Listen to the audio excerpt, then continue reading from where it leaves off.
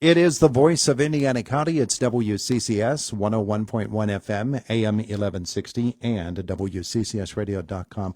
We have so enjoyed the Indiana County First Responder of the Month, getting to meet our first responders through the course of this year, thanks to our friends at Rosebud Mining, and they have sent us yet another one. We've drawn the name of Zach Dixon. Zach is with the Blairsville Fire Department, and the resume is, well, it's one of those typical volunteer firefighter resumes. Every darn job that there is, isn't it, haven't you?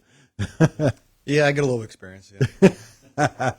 Our visit with Zach is presented by Marcus and Mack, voted Best Law Firm and Best Personal Injury Lawyer 3 years in a row in the Best of Indiana County contest. Visit them online at marcusandmack.com. He's been 18 years with the Blairsville Volunteer Fire Department, 1 year as a lieutenant, 11 years as a captain, 2 years assistant chief, 2 years as chief. Also a rescue technician with the PA certified or state certified Blairsville Swiftwater Rescue Team, and a rescue diver with the Blairsville Water Rescue Team. You have quite the resume there as a first responder. So the first question that comes to my mind is why? Why do you do all of this stuff? I think we're put on this earth for certain things, and I think that was kind of why I was put here. I fell in love with the fire service over the years. It wasn't an immediate love at first sight for me with the fire service, but I got into it when I was 21, as soon as I could. The former chief at the time, I was close friends with his family, and he got me signed up and started there. And over the years, I just became more and more invested and trained more and more, and just realized that it's something that I had a passion for, and I was pretty good at it. So I just kept training and acquiring more abilities, and just kept going. Your dad spent a couple of years as a firefighter.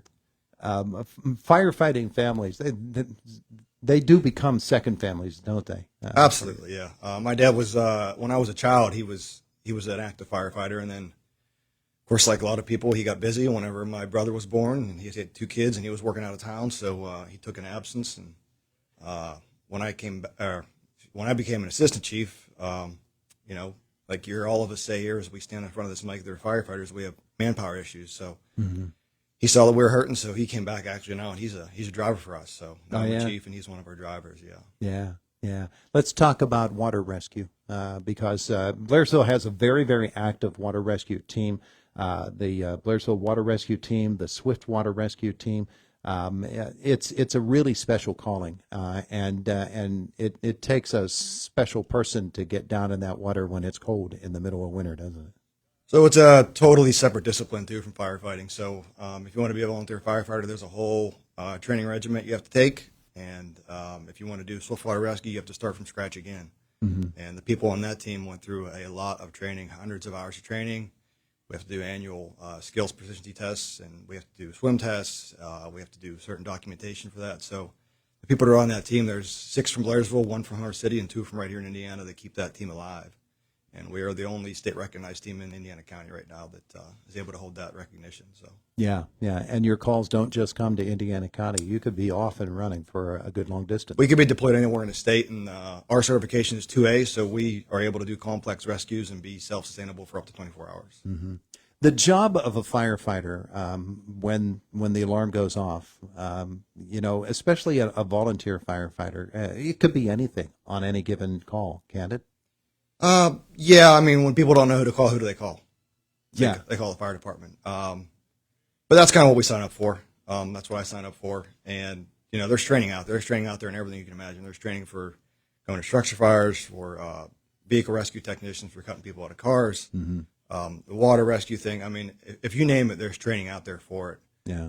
So in that way, it's nice because if you want to prepare yourself for it, it's out there, and you can be ready for when that bell goes off. And we talked about family. You have to have a very understanding family absolutely. when you're taking those duties on. Yeah, the families are the ones that keep the first responders going.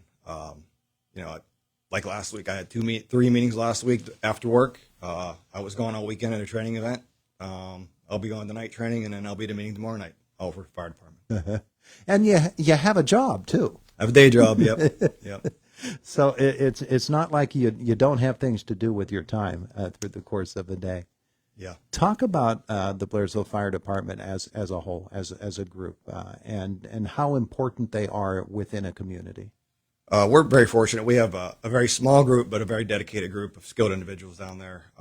We take our training very seriously. Um, you know, I've grown up with most of them. Some were there before me, some of them came in after, but most of them are around my age. So we've all come up together through the fire service.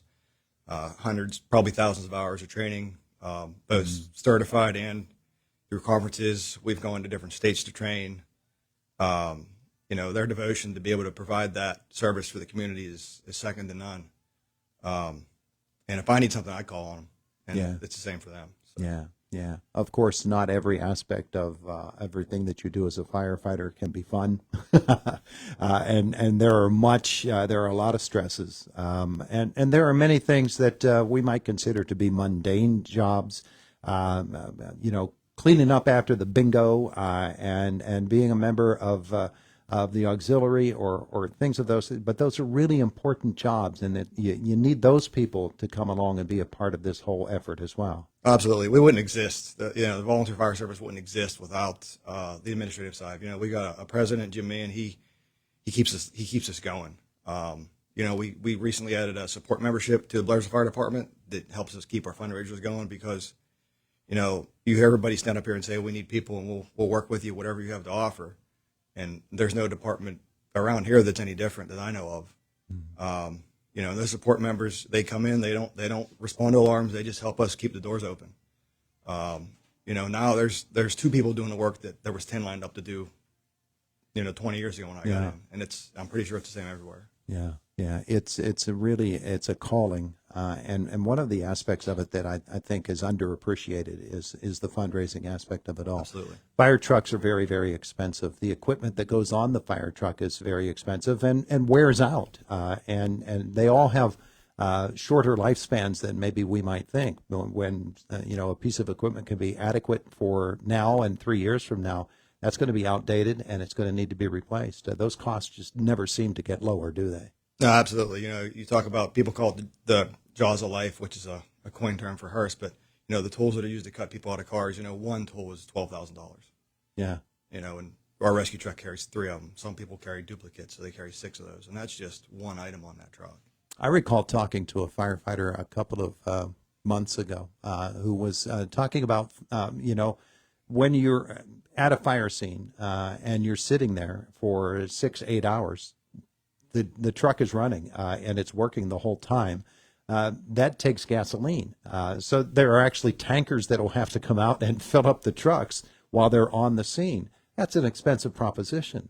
It is. Fortunately, being from Blairsville and Indiana County, we have small communities, and a lot of times whenever large events like that happen, the community pulls together, and we find the ability to help out that way. And I'm fortunate being from Blairsville. We have a good community, a good borough, and they really support the fire department down there. So. I really can't complain on that aspect, but it definitely adds up quick. Well, that partnership that you have now with the Blairsville Fire Department, where you're each able to respond to the other's calls, that's sort of the way that it's going to go now for volunteer firefighters, because there just aren't the same number of people who are able to respond and are able to do every job. So that sort of cooperative arrangement is not only necessary, but it's very beneficial too. Absolutely, yeah. We run dual responsible black on everything in Indiana County. We're right on the line to Westmoreland, so we go into Westmoreland County to assist Dairy Township on most of their alarms as well. Nobody goes alone anymore. The relationship with Black League, as you said, works out well. And you see, if you watch the paper and you follow fire departments at all anymore, you see a lot of them merge together, and that's why. It's the manpower, like you said. It's what it costs to keep the doors open. It's apparatus cost. It's just the upkeep of everything. It's the cost of things. We know what it costs to go to the grocery store now, and we talk about what it costs to buy equipment to save lives, and it's astronomical. It really is the expense of, and it's the cost of doing business as a fire team. Absolutely. Yeah. Zach Dixon is our guest this morning. We're going to ask Mark Burdig to come in and present the plaque to you as our first responder of the month. Your work within the fire service. Especially when you consider you have a job that can put you anywhere in the United States at any given time, is even more appreciated because of your availability and the risks that any firefighter takes on. And I know that you probably would say the same thing that other firefighters do, that it's a shared award because everybody is a part of the team. Absolutely. And you hit it earlier. You know, our families, I think, are the ones that probably deserve the awards. Because without them, we wouldn't be able to leave whenever the pager goes off. That and the people that keep the doors open. You know, we signed up to go help people. I mean, that's the easy part. It's everything else that keeps the fire departments open. That's the hard part. Mark Burdig. Zach, welcome, and happy Thanksgiving to you and your family and your extended family at the Blairsville Volunteer Fire Department. I know a lot of the members down there. We're grateful for everything that you do and all of your fellow firefighters there. I've known Mr. DeTore for a long time. He's been involved down there and does a great job, as many of you do. And on behalf of our sponsor, Rosebud Mining Company and Renda Media, our first responder of the month for October, we congratulate you, we salute you, and thank you for, at many times, putting your life on the line. And I don't think many of us don't sit back as often enough and think about everything that you do and some of the dangerous situations that you're in. And we are all grateful, and it's my pleasure to present this plaque to you. Thank you. Zach Dixon, Blairsville Fire Department. That reward or award is certainly something that is a very small token of the debt of gratitude owed to all firefighters everywhere. Thank you.